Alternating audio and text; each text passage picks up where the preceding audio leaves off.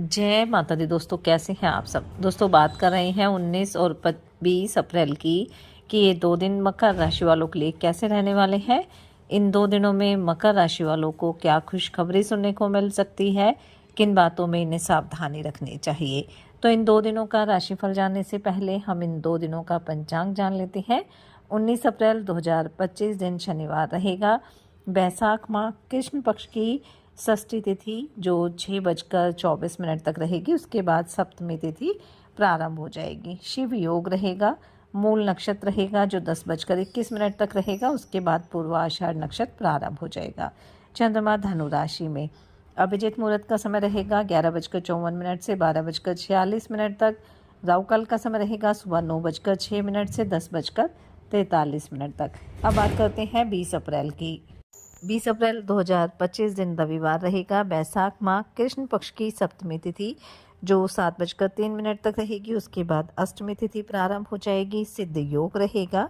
पूर्वाषाढ़ नक्षत्र रहेगा जो 11:48 तक रहेगा।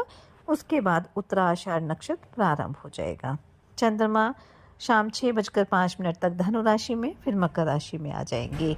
अभिजीत मुहूर्त का समय रहेगा 11:54 से 12:46 तक। राहु काल का समय रहेगा शाम 5:12 से 6:49 तक। दोस्तों अगर आप अपनी नौकरी अपने करियर को लेकर परेशान हैं तो आज मैं आपको कुछ छोटे छोटे उपाय बताने जा रही हूँ। अगर आप ये करते हैं तो आपको अपने करियर में आपको अपनी नौकरी में सफलता प्राप्त होगी, क्योंकि एक अच्छी नौकरी ढूंढना सबसे मुश्किल काम होता है। कई बार बहुत मेहनत करने पर भी इंटरव्यू में असफलता ही मिलती है। ऐसे में हम हताश हो जाते हैं। वैसे तो ये सच है कि जितना कर्म करना आवश्यक होता है उतना ही आवश्यक भाग्य का साथ देना भी होता है। यदि आपकी नौकरी में आपके करियर में बार बार रुकावटें आ रही हैं, सही नौकरी नहीं मिल पा रही है, करियर में सफलता नहीं मिल पा रही है, तो आप कुछ उपाय कर सकते हैं। और सही दिशा में प्रयास करने के साथ ही यदि ये उपाय भी किए जाएं तो आपको इन सभी समस्याओं से मुक्ति मिलती है।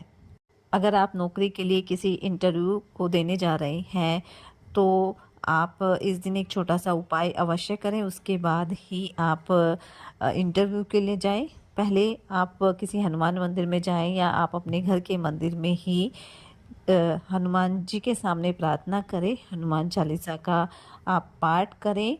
ओम श्री हनुमते नमः मंत्र का 108 बार अवश्य जाप करें। इससे भी आपको सफलता प्राप्त होगी। वहीं आप एक छोटा सा उपाय और कर सकते हैं। सोमवार के दिन आप व्रत रखें और किसी शिव मंदिर में जाकर शिवलिंग पर अभिषेक करने के साथ ही आप शिवलिंग पर अक्षत अर्पित करें। लेकिन इस बात का ध्यान रखना है कि जो चावल है वो टूटे हुए नहीं होने चाहिए। ये उपाय भी काफ़ी कारगर माना जाता है। प्रत्येक शनिवार को शनिदेव के लिए सरसों के तेल का दीपक प्रज्वलित करें। ओम शन शनिचराय नमः मंत्र का एक माला का जाप अवश्य करें। ऐसा करने से शनिदेव की कृपा से आपके जीवन और नौकरी में आने वाली सभी बाधाएं दूर हो जाएंगी। इस तरह आप ये छोटे छोटे उपाय कर सकते हैं जिससे आपको अपनी नौकरी में अपने करियर में सफलता प्राप्त होगी और जो भी समस्याएं इस क्षेत्र में आ रही हैं उनमें आपको फ़ायदा भी मिलेगा, इन समस्याओं का अंत भी होगा। तो चलिए बात कर लेते हैं ये 2 दिन मकर राशि वालों के लिए कैसे रहेंगे। ये 2 दिन मकर राशि वालों के लिए मिले जुले रहने वाले हैं। इसलिए इन 2 दिनों में अपने कार्यों को पूरा करने के लिए, अपने कार्यों में सफलता प्राप्त करने के लिए थोड़ी सावधानी भी बरतनी होगी और साथ ही साथ अपनी सेहत पर भी पूरा ध्यान देना होगा। इन 2 दिनों में किसी काम के चलते आपको अचानक से यात्रा पर जाना पड़ सकता है। यात्रा लाभकारी रहेगी लेकिन वाहन थोड़ा आप सावधानी पूर्वक चलाएं।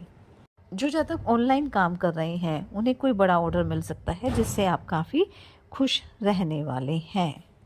कार्यक्षेत्र में भी आपको अपने कार्य को ध्यानपूर्वक करना होगा, नहीं तो आपके कार्यों में कोई गड़बड़ी हो सकती है। अगर आपका कोई पुराना लेन देन काफ़ी लंबे समय से अटका हुआ था तो वह भी इन 2 दिनों में पूरा हो सकता है।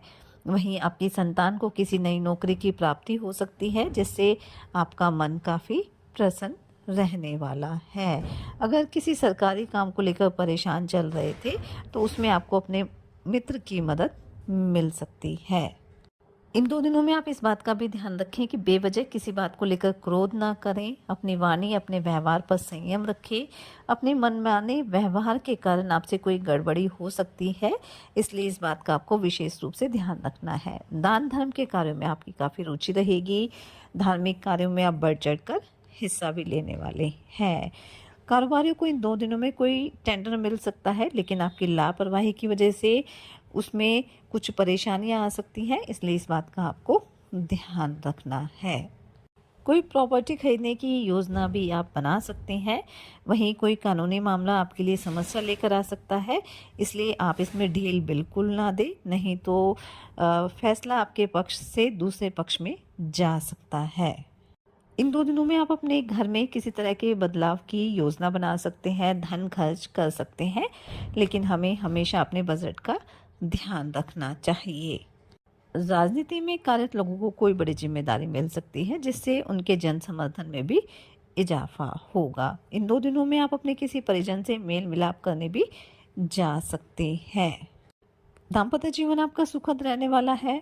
वहीं प्रेम संबंधों के लिए 2 दिन सामान्य रहेंगे। आपको अपने रिश्तों को मजबूत बनाए रखने के लिए अधिक प्रयास करने होंगे, नहीं तो आपके रिश्तों में खटपन होने की संभावना रहेगी। पारिवारिक बिजनेस में चल रही समस्याओं को लेकर आपके पिताजी आपको कोई सलाह दे सकते हैं, जो आपके लिए फ़ायदेमंद भी साबित होगी। शेयर मार्केट में इन्वेस्टमेंट करने वाले लोगों के लिए समय वैसे तो अच्छा रहेगा, लेकिन कोई भी शॉर्टकट तरीका अपनाए तो ज़्यादा बेहतर रहेगा। आप अपने भाई बहनों से अगर धन उधार लेना चाहते हैं तो वो आपको मिल तो जाएगा, लेकिन इस बात का ध्यान रखना है कि धन की वजह से आपके रिश्ते खराब हो सकते हैं। ससुराल पक्ष का कोई व्यक्ति इन 2 दिनों में आपसे मिलने आ सकता है। स्वास्थ्य को लेकर कोई समस्या नहीं है, लेकिन सेहत का ध्यान रखना ज़्यादा ज़रूरी है। मौसमी परिवर्तन है, मौसम बदल रहा है, इसलिए विशेष रूप से आप ध्यान रखें। विद्यार्थियों को भी इन 2 दिनों में कोई सफलता मिलने की प्रबल संभावना रहेगी। इन 2 दिनों में किसी नए काम की शुरुआत बिना सलाह मशवरे के आप ना करें, नहीं तो आपको नुकसान भी उठाना पड़ सकता है। कुल मिलाकर हम कह सकते हैं कि ये जो 2 दिन है वो मकर राशि वालों के लिए मिले जुले रहेंगे, इसलिए थोड़ी सावधानी भी बरतनी है। साथ ही सच्चे मन से आप ईश्वर आराधना करें, हनुमान जी और शनिदेव की आराधना करें, हनुमान चालीसा का पाठ जरूर करें, अपनी सामर्थ्य अनुसार गरीब और असहाय लोगों की मदद करें, अपने बड़ों का सम्मान करें। इससे आपके जीवन में सदैव खुशियां बनी रहेगी और आपकी जो भी मनोकामना है वो अवश्य पूरी होगी। ये 2 दिन आपके लिए मंगलकारी रहें, शुभता भरे रहें। इसी मंगल कामना के साथ जय माता दी।